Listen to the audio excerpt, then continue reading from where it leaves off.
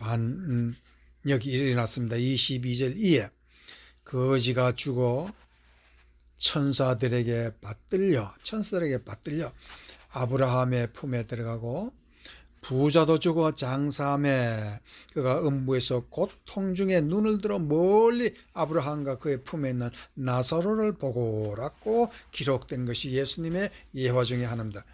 누가복음 15장에도 이 하나님과 예수님이 우리와 동행하는 것에 대해서 잘 기록되어 있고 16장에도 누가복음 16장에는 또 사람으로 이 땅에 오셔서 우리와 어떻게 동행하실까라는 것이 잘 기록된 것 중에 이 나사로 얘기가 그게 기록되어 있는 것입니다. 이 나사로는 어떤 사람입니까? 이 세상의 거지 나사로입니다. 그런데 그런 사람은 아무도 돌보는 사람이 없었습니다. 나사로에게 하나님이 그를 지켜보고 계신 것입니다. 그러나 그 나사로는 이 세상에 살면서 너무나 외롭고 억울해서 고통받을 때 참으로 그 손을 잡아줄 수 있는 사람은 없다는 것을 성경은 기록하고 있습니다. 그런데 과연 나사로는 그렇게 생각하고 살았을까요? 나사로는 이 세상에 아무도 외로울 때 그에게 형제되어 주지 아니하고 위로되지 아니했을 때 이 하나님께서는 그와 함께 동행하셨다는 것을 믿었다는 것입니다. 나사로의 믿음이 죽어서 그것이 드러났다는 것입니다. 그러면 우리가 이 세상에 살 때 어떻게 살라는 것입니까? 비록 나사로처럼 억울하고 참으로 모든 걸 다 잃어버리고 참으로 모든 사람 앞에서 버려진 존재로 살고 있어도 하나님은 나를 버리시지 아니하고 예수 그리스도는 나를 버리시지 아니했다는 것을 이 누가복음 16장 20절에서 잘 말하고 있습니다. 그 대문 앞에 버려진 나사로, 우리가 이 세상 잘 사는 사람들의 대문 앞에 버려진 우리 이 세상 삶이지만은 하나님은 나를 절대로 버리시 아니하시고 나를 위해 죽으시고 나를 위해 부활하시고 나와 함께 동행하신다는 분이 바로 오늘 예수님의 교훈이십니다. 이제 이 믿음의 나사로가 하나님 앞에 나아갈 때 죽으니까 하나님 앞에 놀라운 천사가 나타나서 그를 영접하고 그를 축복했습니다. 이제 예수님의 귀한 교훈, 죽어서도 나를 버리시지 않는 예수님이 나와 동행하신다는 것을 믿고 여러분이 복받는 여러분이 되시기를 주의 이름으로 축원합니다. 둘째로, 내 교훈이란 성령이 영원한 동행자라는 뜻입니다. 이제 두 번째, 동행의 원리에서 우리가 중요한 것을 한 가지 생각해야 되겠습니다. 사람은 자기 얼굴을 보려면 거울을 통해 봅니다. 거울이 때로는 어둡습니다. 그래서 내 자신이 정확하게 다 보이지 않습니다. 머리 뒤에는 보이지도 않습니다. 그러나 남을 볼 때는 내가 눈으로 직접 남은 볼 수가 있습니다. 또 남을 손가락질할 때, 남이 잘못해서 남이 손가락질할 때 내가 손가락질 하나를 하면은 나머지 세 손가락은 나를 지적합니다. 네가 지적하는, 네가 나쁘다고 생각하는, 네가 어리석고 네가 이 세상에서 가장 못났다고 생각하는 그 사람, 손가락질 받는 그 사람은 바로 누구라는 것입니다. 내 자신이라는 것을 말하고 있는 것입니다. 성령님께서 우리에게 가르치는 교훈 중에 가장 중요한 것은 우리는 내 자신이 누구냐 하면 타인이 바로 나라는 것입니다. 내가 눈으로 보는 그 사람이 나라는 것을 깨달아라라는 말을 하고 있습니다. 그래서 여러분도 다 아시는 바와 같이 산상수훈 마태복음 7장 3절에서 5절 말씀에 그 원리가 거기에 기록되어 있습니다. 어찌 형제의 눈 속에 있는 티는 보고 내 눈 속에 있는 들보는 깨닫지 못하느냐. 보라, 내 눈 속에 들보가 있는데 어찌하여 형제에게 말하기를 나로 네 눈 속에 있는 티를 빼게 하라 하겠느냐. 5절, 외식하는 자여 먼저 네 눈 속에 들보를 빼어라. 그 후에 밝히 보고 형제의 눈 속에 티를 빼리라 라고 말을 하고 있습니다. 여기서 예수님이 말하는 대들보는 무엇입니까? 자기 자신을 높고 잘 사는 사람, 나는 죄 없는 사람, 나는 정의로운 사람이라고 생각하는 그 자체가 얼마나 부끄러운 줄 알라는 것입니다. 그거 대들보인데 그 대들보를 빼지 못하고 이 세상 남들에게 손가락질을 할 수 있지만 그 손가락질을 받는 자는 바로 내 자신이라는 것을 깨닫지 못하는 자라는 것을 말하고 있어요. 그래서 예수님은 그를 아주 위선자라고 외식하는 자라고 말을 하고 있는 것입니다. 또한 누가복음 10장 27절에 대답하여 이르시되 네 마음을 다하여 목숨을 다하며 힘을 다하며 뜻을 다하여 주 너의 하나님을 사랑하고 또 내 이웃을 내 자신같이 사랑하라 하였나이다.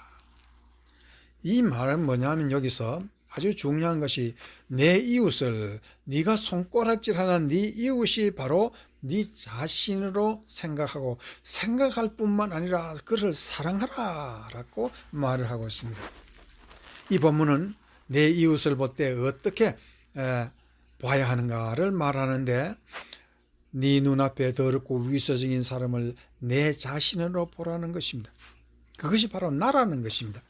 내가 바로 저렇게 악한 자라는 것을 깨달을 때 가슴이 터지고 내가 저런 사람이구나는 것을 알 때 스스로 눈물이 흐를 것입니다.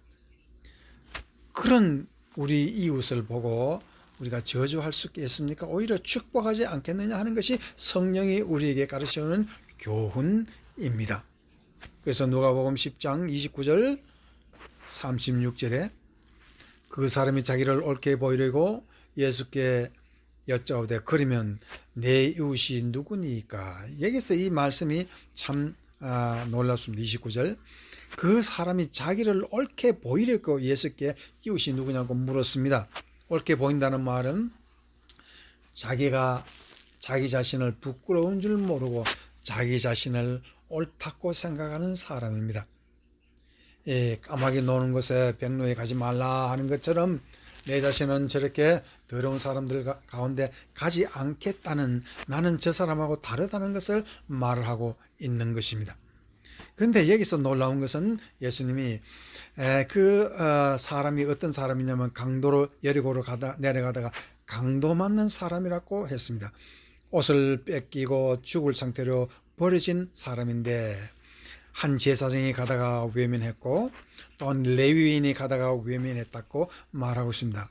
그래서 33절에 보면 어떤 사마리아 사람은 여행하는 중 거기 이르러 그를 보고 불쌍히 여겨 가까이 가서 기름과 포도주를 그 상처에 붓고 싸매고 자기 짐승에 대어 주막으로 데려가서 돌봐주니라.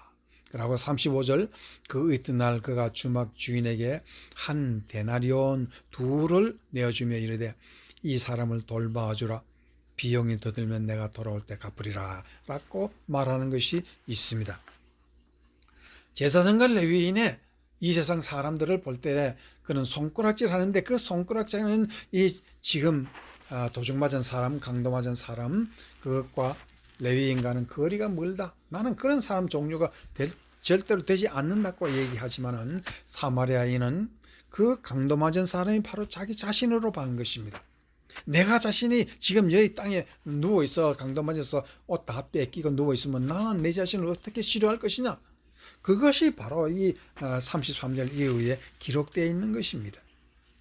그러므로 말미암아 내 자신이 이기 때문에 이 사마리아 사람은 강도 맞은 사람에게 왜 거기에 누워있는지 무엇을 해줄까 묻지도 않았습니다. 내 자신이기 때문에 물을 필요도 없다라는 것을 거기에서 잘 말을 하고 예수님은 내가 남을 어떻게 보아야 할 것을 가르치고 계시는 것입니다. 로마서 8장에는 참 기가 막힌 말씀이 있습니다. 거기에는 예수님이 나를 위해 기도한다는 것이 33절에 있고 그 다음에는 성령님이 나를 위해 기도한다라는 것이 기록되어 있는 것이 로마서 8장 26, 27절에 되어 있는데 성령님이 우리를 기도할 때 어떻게 기도하는가 한번 봅시다. 이와 같이 성령도 우리의 연약함을 도우시나니 우리는 마땅히 기도할 바를 알지 못하나 오직 성령이 말할 수 없는 단식으로 우리를 위하여 친히 간구하시니라. 27절 마음을 살피시는 이가 성령의 생각을 아시나니 이는 성령이 하나님의 뜻대로 성도를 위하여 간구하신다고 했는데 성령이 말할 수 없는 단식으로 우리를 위하여 친히 간구하신다. 왜 단식하며 우리를 위해 기도할까요? 성령님은 우리의 마음속에 무엇을 보았기 때문입니까? 이 성령님은 우리의 마음속에 남을 볼 때, 이 세상을 볼 때, 이 세상이 너무 더럽고 더러워서 이 세상에 못 살겠다라고 세상을 손가락질했지, 그 세상의 죄와 악과 처절한 이 세상의 어두움이 나 자신의 죄라는 것을 깨닫지 못하고, 그러고 나는 깨끗한 줄 생각하는 사람이기 때문에 성령님이 탄식한다고 그랬습니다. 성령님의 탄식이 얼마나 기가 막히겠습니까? 내가 내 자신을 깨닫지 못하고 내 눈에 대들보고 있다는 것을 깨닫지 못하고, 예수님이 왜 나를 위해서 십자가에 죽으시고 왜 나를 위해서 부활하시고 나와 함께 동행하시려고 하시는가를 깨닫지 못하는 것입니다. 그래서 창세기 6장에 보면은요, 6장 5절에서 8절에 보면 참 놀라운 성령님이 왜 탄식할까 하는 것을 잘 말하고 있는 것이 있습니다. 여호와께서 사람의 죄악이 이 세상에 가득함과 그의 마음으로 생각하는 모든 계획이 항상 악할 뿐임을 보시고 땅 위에 사람 지었음을 한탄하셨다. 성령님이 한탄한 것처럼 여호와 하나님께서 세상 지으심을 한탄하시고 마음에 근심하셨다라고 말을 하시면서 창조한 사람을 지면서 쓸어버리겠다고 말을 하고 계십니다. 그런데 8절 말씀에 그러나 여기에 엄청난 새로운 것이 나타나고 있습니다. 노아는 여호와께 은혜를 입었더라. 이 말씀의 뜻이 무엇이겠습니까? 노아가 하나님 앞에 무슨 큰 공로를 행했습니까? 노아가 하나님 앞에서 남들이 못하는 특별한 어떤 믿음이 있었다는 그런 말씀입니까? 노아가 한 것은 다른 것이 아니라 이 세상을 볼 때에 이 세상의 죄가 다 내 죄라는 것을 깨닫고 회개한 사람입니다. 그렇기 때문에 노아는 하나님 앞에 큰 제사를, 놀라운 그 제사를 드린 것도 아닙니다. 그가 선하게 산 것도 아닙니다. 그는 오로지 하나님 앞에 이 세상을 볼 때, 이 세상의 죄가 너무 한심스러울 때 내 자신이 한심스러운 것을 깨닫고 나와 내 가족을 위해서 회개했다는 뜻입니다. 그렇기 때문에 하나님께서 그에게 은혜를 베푸시고 그는 은혜를 입었다라고 말을 하고 있는 것입니다. 그러므로 노아가 1년이나 넘게 바다 위에서 배를 타고 둥실둥실 떠들 때 하나님께서 그와 동행하시는 것입니다. 에녹처럼 하나님 앞에 영광을 돌릴 때 이 세상 모든 사람이 다 하나님을 배신할 때 에녹은 하나님 앞에 회개하고 이 세상 죄를 자기의 죄로 여겼기 때문에 하나님은 에녹을 기뻐했다고 그랬습니다. 그래서 에녹과 함께 동행했다라고 말하고 있었고, 그 동행이라는 것이 바로 하나님께서 우리에게 가르치시는 교훈이고 로고스인 것입니다. 이제 하나님의 말씀을 이제 결론을 내리면은 이 세상에 살 때에 하나님의 교훈은 어떤 것입니까? 바울처럼 악하고 추한 세상을 보고 더럽다고 버리지 아니했습니다. 바울은 그와 같이 세상에 죄가 많은 곳에 들어가고 자기를 박해하는 곳에 들어가서 그들을 위해서 내 자신이 회개하는 것처럼 전도한 사람입니다. 그러므로 말미암아 에베소 장로들과 함께 바닷가에서 기도할 때 그가 내 자신이 지금 나아가서 죽을지라도 내 생명을 복음 전하는 데서 조금도 아까워하지 않겠다고 말을 한 것입니다.